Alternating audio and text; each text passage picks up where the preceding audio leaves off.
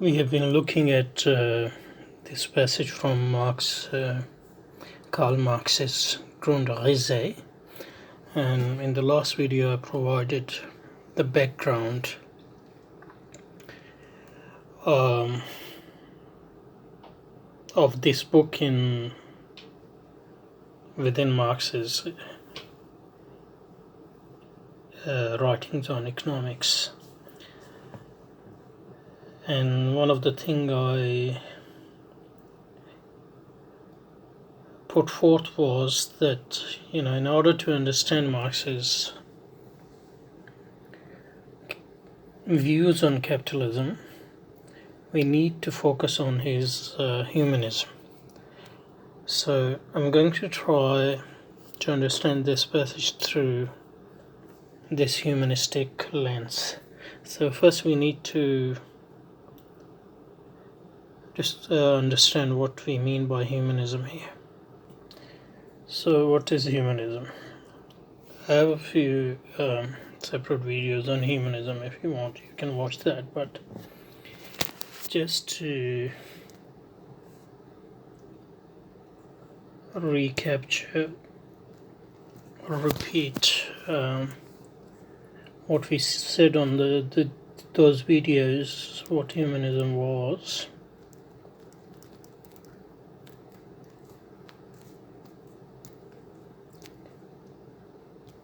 One thing about humanism is that we should see it as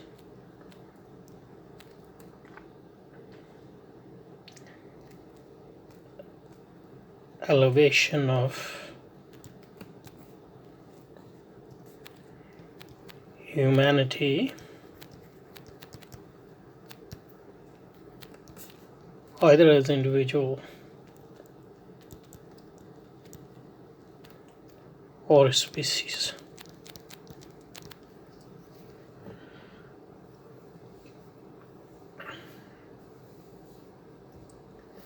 And basically this elevation consists in replacing, in the historical context in which we are talking about, where the Christianity was the defining element in the pre-modern civilization. What for humanism, we can understand it as a religion or pseudo-religion where human as individual or species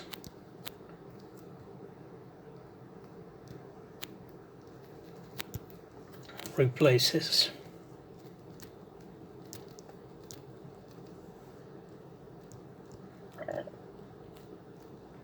God.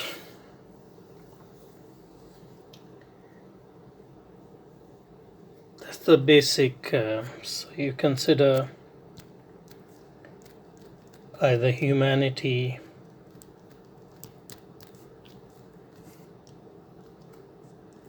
as an individual or species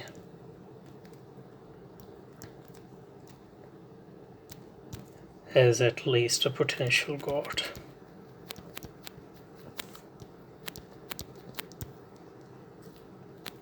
Now obviously this doesn't mean that there are no limits to humans as individuals or species. There are limits, but those limits the belief is that those limits can be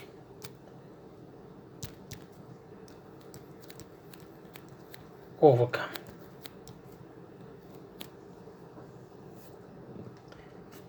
Those limits can be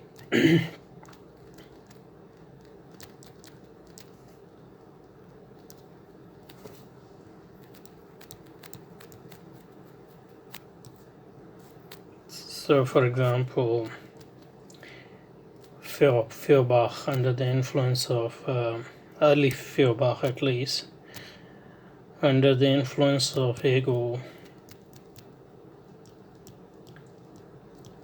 That doesn't mean he didn't criticize certain Hegelian ideas, but one of the things he said was, although humans in their individuality are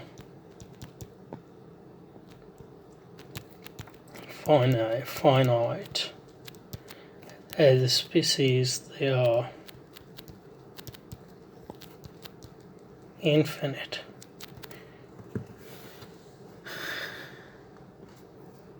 And what humanity had posited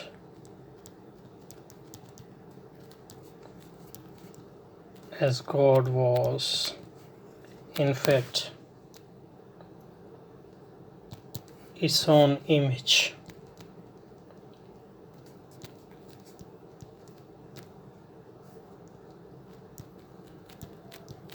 So the conception of God was nothing but idealized versions of what human being is or should be. And what has stopped human beings from becoming and realizing that they are actually God. So it's part of the false consciousness, in a sense, that first humans first create God, and then for whatever reason, due to false consciousness, they become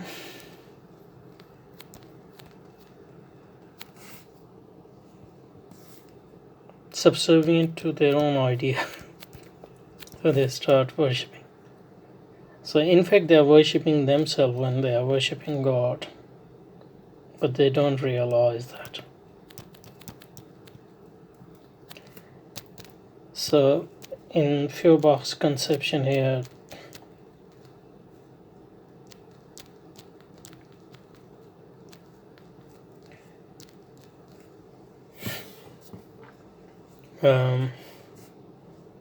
the limitation is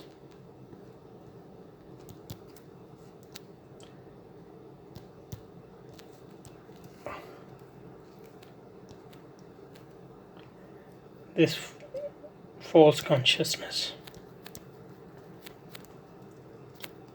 which come through in part by religion. So in order to make humans realize that they are actually gods, and they shouldn't worship imagine God, but they should worship themselves. What we need is to overcome this false consciousness through enlightenment or whatever. And this false consciousness is important for Marx as well, but for Marx there is another thing which is important, and that is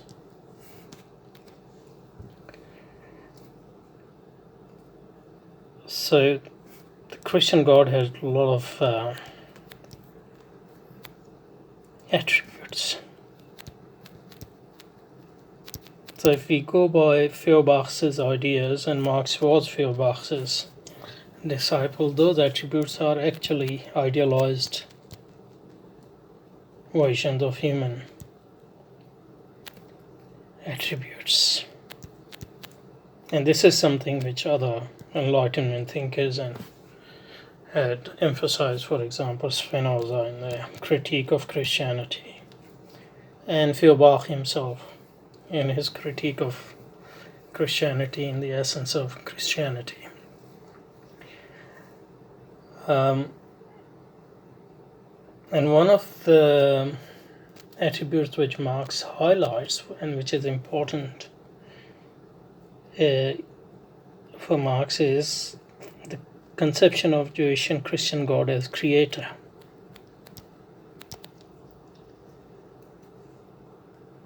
So when for Marx this man is God, it means that he is a creator as well. And in this creativity,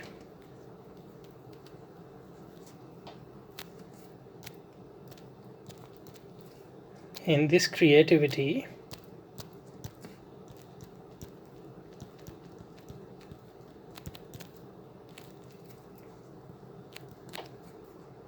which is, for example, that's why labor is important for Marx, not just as. So labor is basically the expression of man's creativity. So labor power is a godlike power in man, which can change the world in a way which is the expression of his or her creativity and the fulfillment of his or her desire, the fulfillment of his or her desire as God, as creator. And thus the work is important in that aspect. So the product of labor are basically fundamentally the creation of this little divinity, which is man. And one of the criticism of capitalism, as put by Marx, is that capitalism makes this labor power, which is a godlike power, or this production, which is a godlike creation, into something instrumental, which is used to just reaccumulate things, and devalues man, devalues this little God in this process. So so in that sense, Marx's critique or basic critique of capitalism is not about distribution, but about using humanity as instrument of something which is trivial, even though humans are, as Kant had taught, ends in themselves. So to treat human as instrument of something lower, something abstract, is to devalue humans, to deny their godhood, their divinity. Yeah. So for Marx,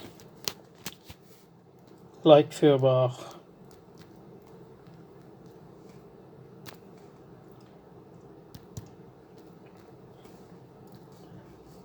man is a god, but this god in Marx is more manifested in its attribute of creator. So he's a creator,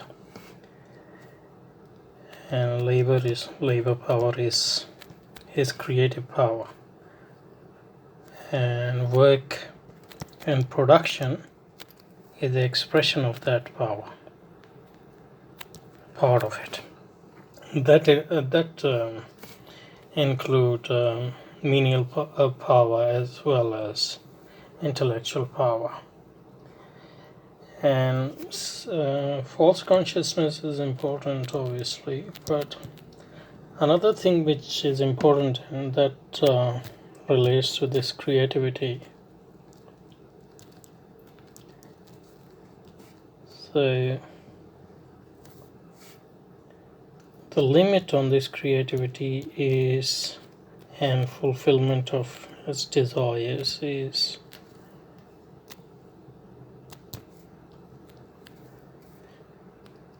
scarcity.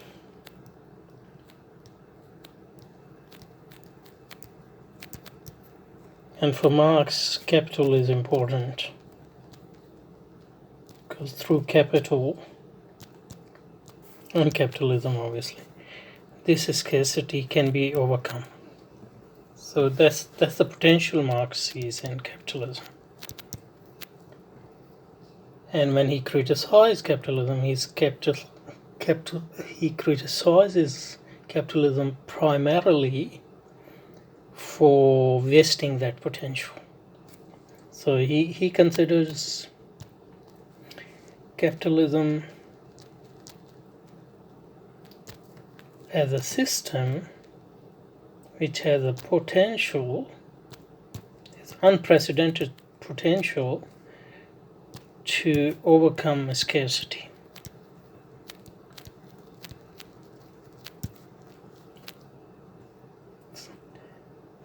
But it's a wasteful system in that it is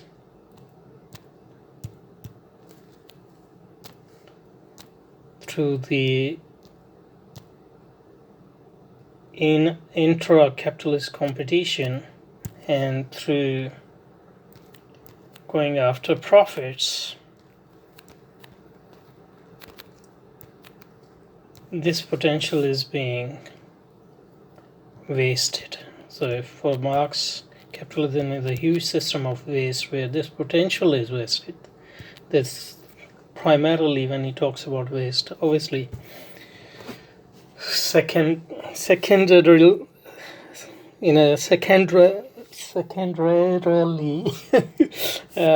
that's also waste in the derivative sense, but primarily waste mean the waste of this potential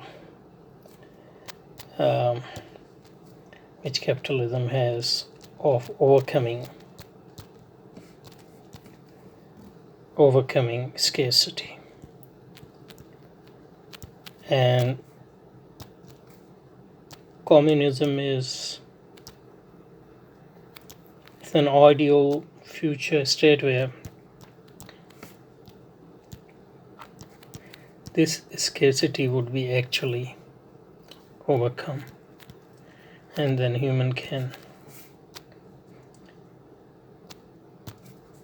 every human individual can enjoy their godhood, their creativity, fulfill and express themselves without limits. So that's the context in which we should read this passage.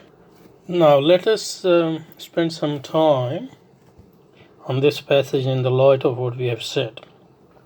So Marx says, but if capital appears as the product of labor, the product of labor also appears as capital, no more as a simple product, not as exchangeable goods, but as capital. Objectified labor becomes mastery. I'm not sure about this word. Mastery, but mastery of whom? Has command over living labor. So objectified labor actually has command over living labor. Yeah, it appears equally as a result of labor that its product appears as alien property. So that for that we need to introduce the concept of alienation, which we will do in the next one, but we should at least try to understand this part so first we need to know what capital is for Marx. So capital for Marx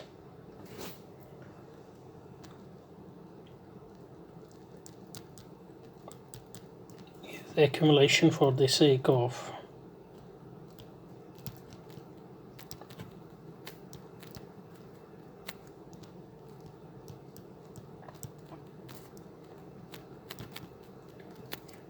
accumulation for the sake of accumulation.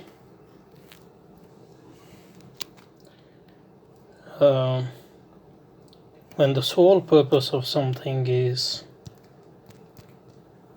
anything,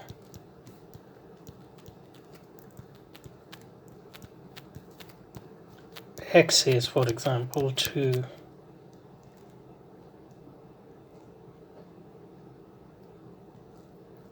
accumulate more X,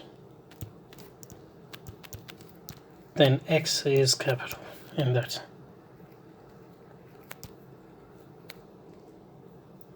So for example, if you look at Apple, for example, if I eat it,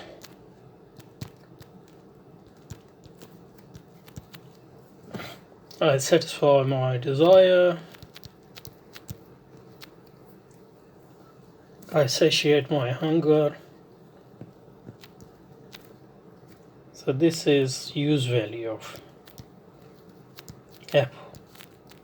I've used it for something specific.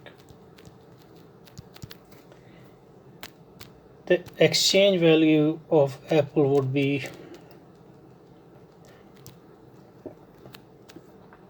I have too many apples, I don't need apple, but I need something else. I sell apples for some money. With that I buy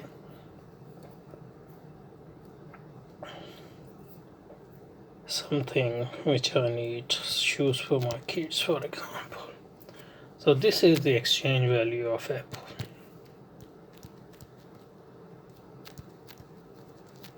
So in that sense, capital is not a use value, no exchange value. Although exchange value would be very important for capital otherwise. On the other hand, if the sole purpose of apple is to accumulate more apple. Now in this, I obviously need exchange as well, otherwise how I'm going to. And we need use as well, because if people don't eat apple, how I'm going to make more apple. But they are secondary, they are just instrument of this basic thing. So in that sense we can say that capital for Marx is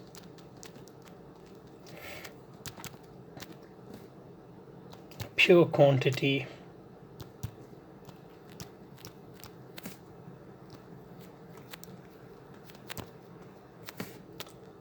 in search of itself.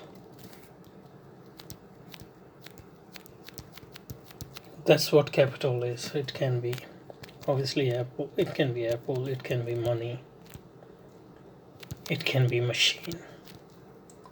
So there can be in this sense non-capital machine, there can be non-capital money, there can be non-capital apple.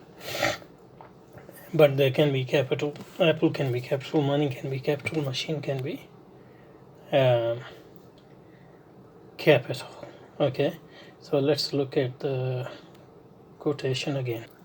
So, but if capital appears as the product of labor, the product of labor also appears as capital. No more as a simple product, not as exchangeable good, but as capital.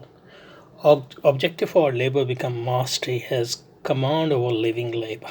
Okay, let's try to understand these in the light of what we said.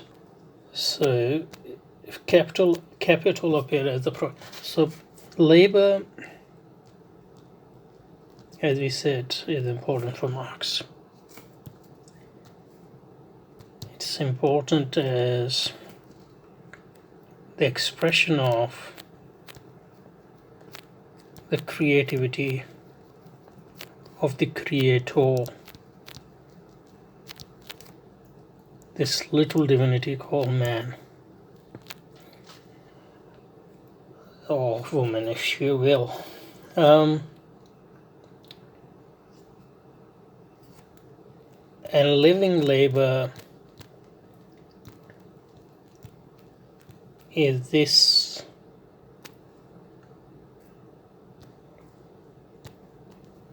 potential in man to express and fulfill his or her creativity, and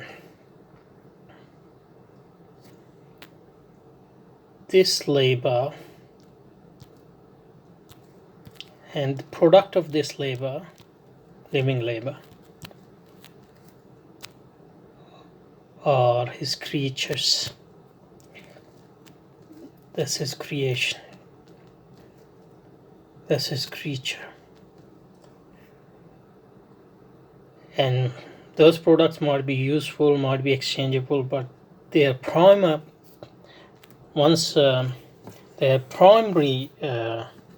purpose is to express this divinity. So these products are the creation of this man. He expresses himself or herself in these products. He realizes himself or herself in these products. Okay, but in capitalism, what happens is that this living power, living labor,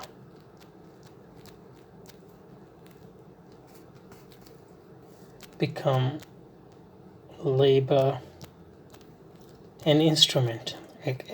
In that sense, it is objectified.